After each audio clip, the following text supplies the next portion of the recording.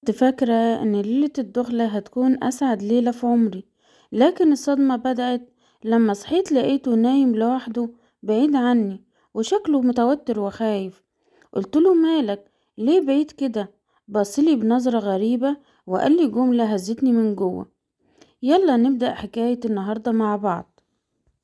بتحكي صاحبة القصة وبتقول: اسمي مريم، بتبدأ حكايتي وأنا عندي 20 سنة. أنا من عيلة ميسورة جدا. توفت وانا عندي 12 سنة. طبعا بعد ما توفت انا ورثت انا واخواتي منها فلوس كتير جدا.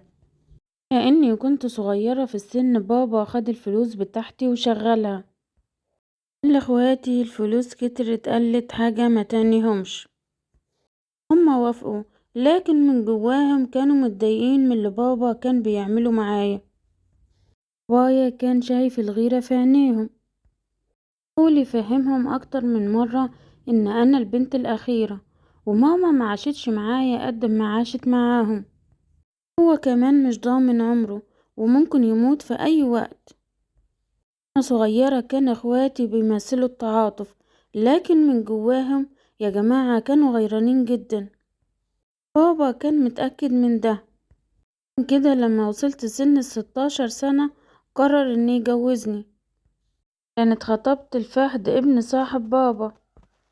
مع فهد استمرت 6 شهور بس، وبعد كده اتجوزنا على طول. أول الجواز زينا زي أي اتنين متجوزين، كويسين جدا مع بعض وعلاقتنا مع بعض كانت حلوة. لكن مع مرور الشهور فهد نواياه الحقيقية ابتدت تظهر. ده كان طمعان في فلوسي وطلب مني أكتر من مرة إن أنا أجيبله جزء من الفلوس علشان يعمل بيها مشروع كان نفسه فيه من زمان. طبعا أنا رفضت، لأن بابا كان مفهمني وكان موعيني وقالي فلوسك ليكي لوحدك، اوعي تديها لأي حد. طبعا كلامي ما عجبش فهد، كنت شارطة احكي اي حاجة لبابا علشان ما زعلهوش، عشان بابا كان كبير في السن وخفت لا يتعب في اي وقت.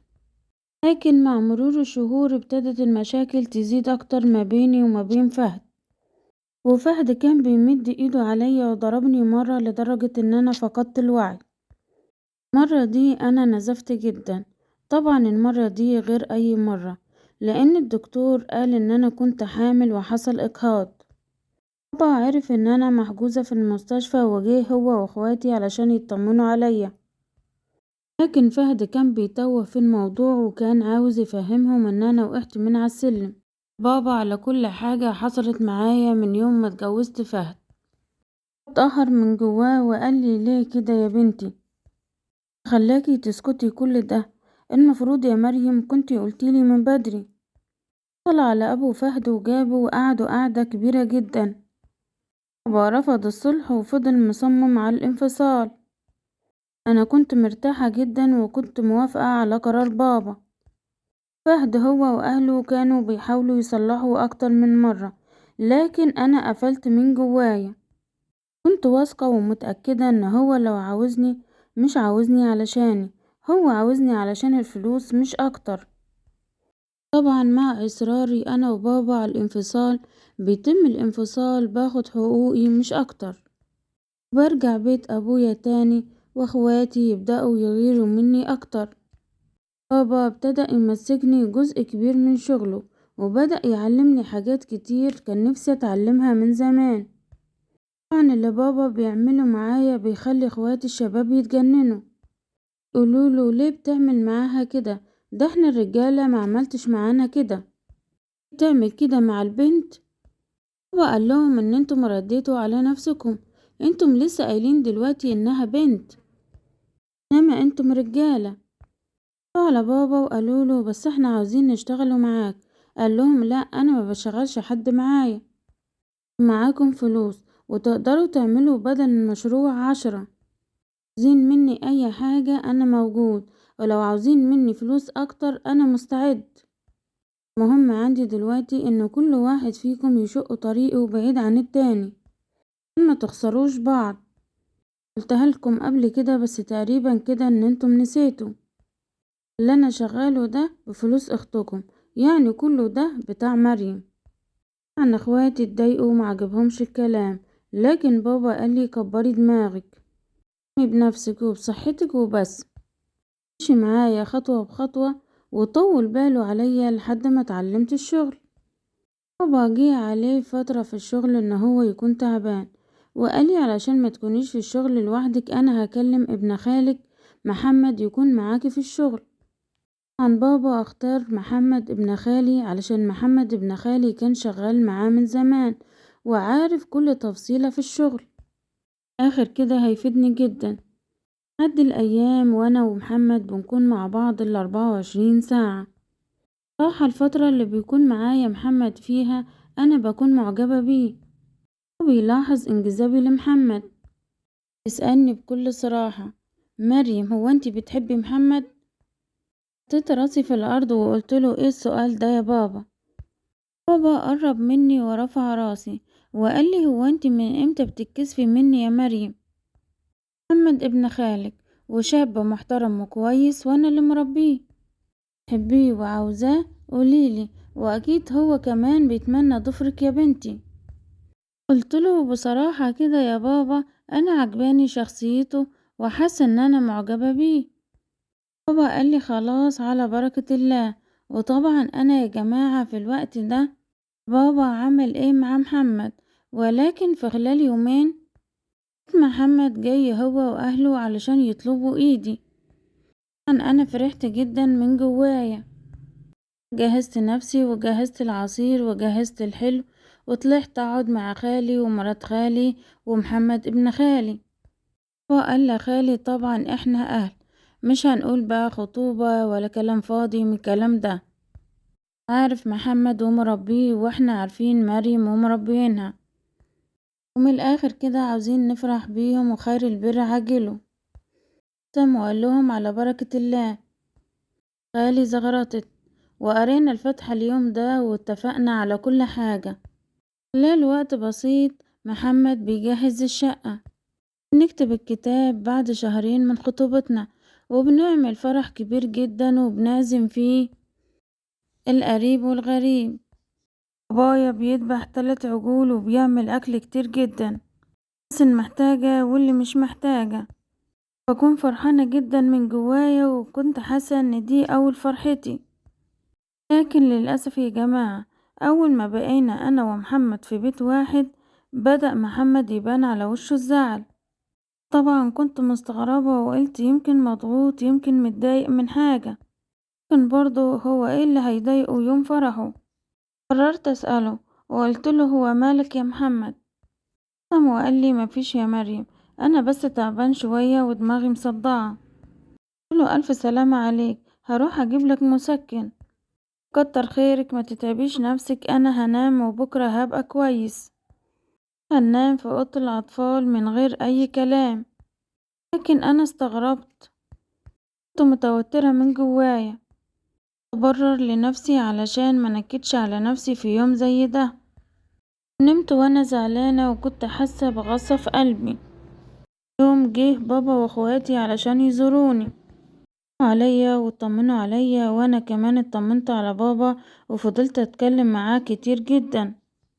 محمد كان بيتعامل معاهم بشكل طبيعي، وانا كمان ما حكيتش لبابا اي حاجة من اللي حصلت. وبعد ما اخواتي مشيوا قعدت مع محمد وقلتله: انت دلوقتي بقيت احسن؟ قال لي: ايوه. سابني ودخل اوضة الاطفال تاني، واول ما عمل كده للمرة التانية انا اتوترت، دخلت وخبطت عليه: في حاجة يا مريم؟ قلتله: لا. رد عليا وقال لي: مفيش حاجة، ليه بتسألي؟ قلتله: يعني ايه ليه بتسألي؟ وانت مش شايف ان في حاجة غريبة؟ رد عليا وقال لي: ايه الغريب عليه؟ وقلتله: ما تهزرش يا محمد، هي امبارح مش كانت ليلة دخلتنا؟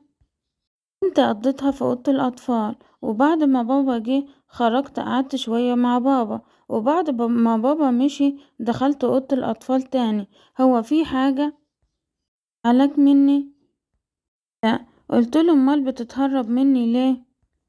عادي. قلتله: لا مش عادي، انا من حقي افهم. التنهيدة طويلة ولقيته اتعدل وقال لي من الاخر كده: انت جميلة يا مريم والف راجل يتمناكي. إن أنا مش من ال1000 دول. قبض وجسمي اترعش. قلتله يعني ايه يا محمد؟ قالي من الآخر كده بغيرك. رديت عليه وقلتله طيب اتجوزتني ليه؟ عليا وقالي ما حبيتش ازعل خالي. ما اجي اخطبك بيومين خالي قالي عاوز اتكلم معاك في موضوع مهم. اما رحتله عرض عليا شقة وعربية وقالي كمان هيحول لي مبلغ كبير قوي في البنك. انا طبعا استغربت. قلتله طيب هو ليه كل ده يا خالي؟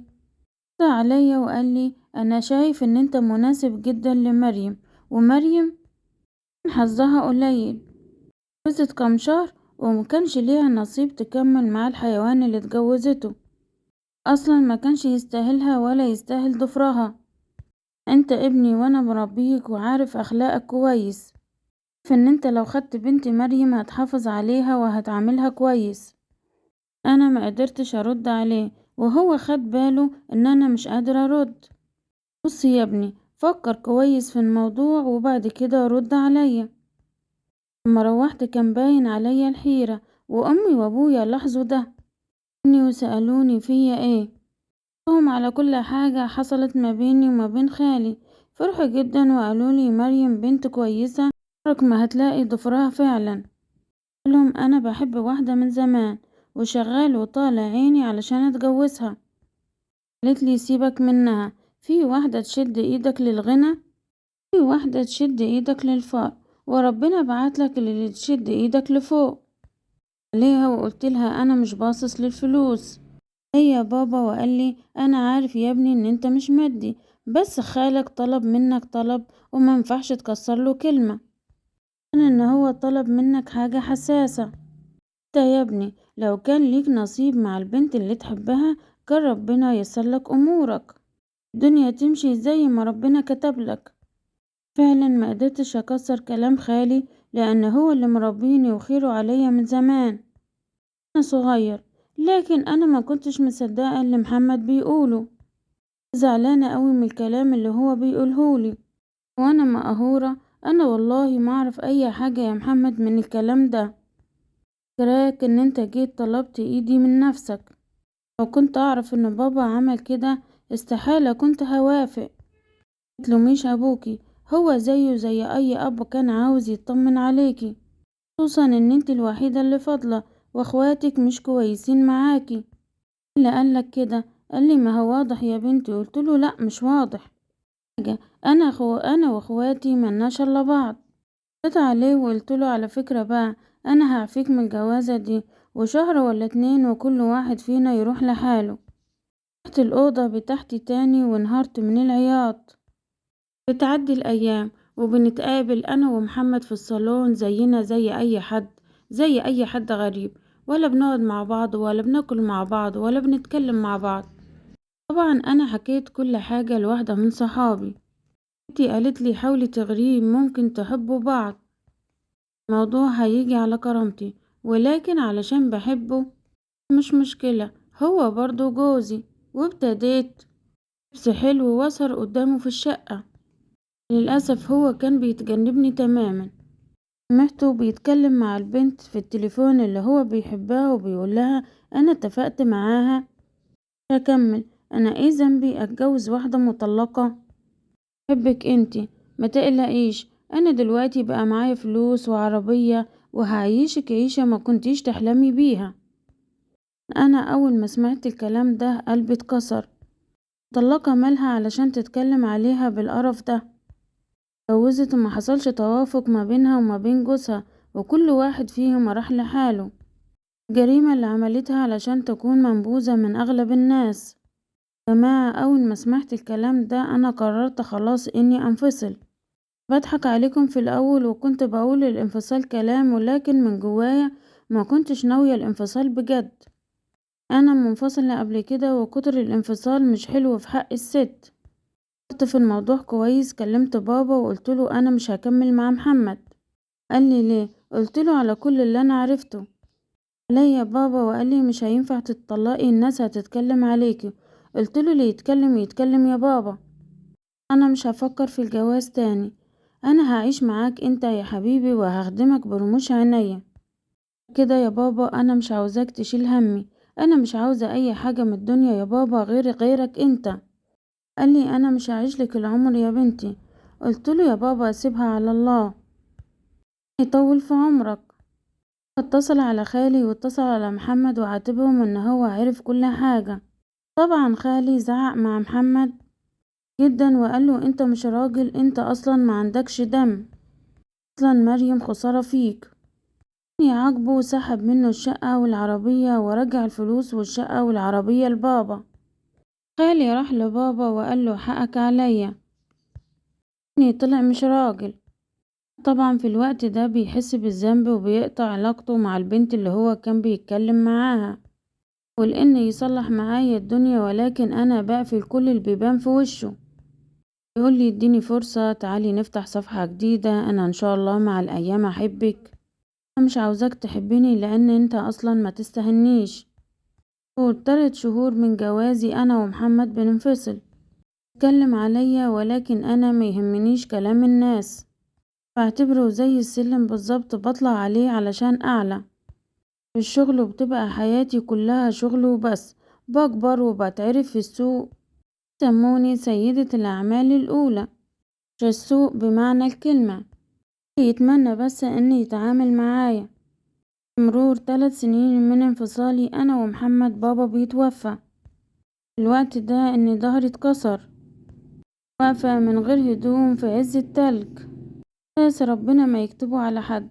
بابا كان حنين وكان راجل بمعنى الكلمة، ما فضلت اتكلم عليه واشكر فيه عمري ما هوفيه حقه. وفاة بابا الكل بيقف حواليا ويحاولوا ان هما يقفوا جنبي ويساندوني، خصوصا محمد اللي بيعرض عليا ان احنا نرجع لبعض تاني، يقولي ان هو كان غلطان وان ربنا اداه فرصة وان هو ضيعها من ايده. اديك انت عرفت اهو، الفرصة بتيجي للبني ادم مرة واحدة. خدت منك كلام مش هقدر انساه. قال لي كلام ايه؟ مش مهم، المهم ان انا سمعت وانت عارف انت كنت بتقول كويس ايه عليا. عيونه كلها كانت دموع وخرج من عندي وهو ندمان. مرور 40 يوم من وفاة بابا اتجمعت انا واخواتي، كان كل واحد فينا ياخد حقه، ولكن انا حقي كان اضعاف لان انا كنت مشغلة فلوسي. اخواتي كانوا عاوزين ياكلوا حقي، فاكريني البنت الصغيرة العبيطة. ان بابا كان مفهمني ومواعيني على كل حاجة وقايل لي ازاي اتعامل مع الناس الطماعة. عمي جه وكان معاه اوراق تثبت ان ليا فلوس كتير في ورث بابا. طبعا بالمستندات والاوراق اللي كانت معايا اخواتي ما يقدروش يكلموا معايا واخدوا حقهم ومشيوا. من اليوم ده انا ما شفتهمش تاني خالص، لكن انا ما قطعتش علاقتي بيهم، هما اللي قطعوا علاقتهم بيا من غير اي سبب. الأيام ولما بيبقى عمري 29 سنة بالظبط بتعرف على رجل أعمال كبير جدا حابب يشاركني، ولكن أنا من النوع اللي ما بحبش أشارك حد. قلتله بشكل صريح أنا ما بحبش أشارك حد، هو بيكون عاوز يشتغل معايا بأي شكل وبيكون إعجابه ليا بشكل ملحوظ. كان بتعدي سيد بنتقابل مع بعض كتير جدا مع بعض في أكتر من شغل، لكن الشغل ما بيكونش شراكة. يوم سيد بيكون عندي علشان احنا الاتنين بيكون عندنا شغل مع بعض. شغل بيخلص بيقولي ان هو كان متجوز وانفصل، وبعد انفصاله في حالة اكتئاب شديدة لان هو كان بيحب زوجته جدا، بس هي ما كانتش بتحبه وكانت بتحب ابن عمها، حبته وهربت معاه. طبعا بعد الموقف ده اتعقد من الستات تماما، فترة طويلة جدا قافل على قلبه ومانع ان هو يفتح قلبه لأي ست. لما شافني وشاف شخصيتي اعجب بشخصيتي جدا، خصوصا ان شخصيتي شخصية مامته الله يرحمها، وقال لي بكل صريح ان هو بيحبني وعاوز يتجوزني. طبعا انا اتكسفت وقلت له ممكن تديني فرصة ان انا افكر لان انت فاجئتني. طبعا ايام بتعدي وانا بصلي صلاة استخارة وبفكر في الموضوع وبحلم حلم حلو جدا، قرر ان انا اجرب حظي للمرة التالتة. اتصل على سيد بعد 10 ايام بالظبط وبقوله ان انا موافقة. سيد بيفرح جدا وبيجي نتفق على كل حاجة. أنا طلبت منه ان احنا نتخطب فترة، ولكن هو مش عاوز كده، هو عاوز نتجوز على طول. انا كنت حابة ان احنا نتعرف على بعض اكتر. مخطوبين انا وهو سنة كاملة، وبعد السنة دي بنكتب الكتاب. والحمد لله من يوم ما اتجوزت وانا وهو مرتاحين مع بعض جدا. سيد فيه كتير قوي من بابا الله يرحمه، كفاية طيبته اللي بتخليني احس معاه بالامان. انا رزقني من سيد بولدين مالين علينا حياتنا ومخلين لحياتنا طعم تاني. انا ما زلت شغالة، والحمد لله كل يوم بكبر عن اليوم اللي قبله. على طول بيدعمني وبيقف جنبي، وانا على طول بدعمه وبقف جنبه. عمره ما قالي بتنجحي ليه او بص لنجاحي او غار مني. بالعكس دايما بيوجهني للطريق الصح علشان انجح اكتر. ونسيت لأقول لكم ان محمد لسه شغال عندي في الشركة. انا وافقته يرجع الشغل تاني لان هو ما كانش يلاقي شغل. انا برضو قلبي كبير وبحب الخير للناس. هو خليه يتعلم ما يحكمش على الناس بالمظاهر. قالها المطلقة يعني، اهو الحمد لله درس ولكن بيقوي. انا وصلنا مع بعض لنهاية القصة. لكم تقولولي رأيكم ايه؟ انا صراحة معجبة بيها جدا ومعجبة بشخصيتها، لان هي خدت الدرس الاولاني واتعلمت منه. جوازتها من الشخص الاولاني كانت عبارة عن مصلحة، كان عاوزها علشان خاطر فلوسها، لكن هو ما كانش بيحبها هي شخصيا. اتعلمت من الدرس ده كويس. جوازتها التانية طبعا ما كانش بيحبها هي، كان واخدها عشان مصلحة برضو.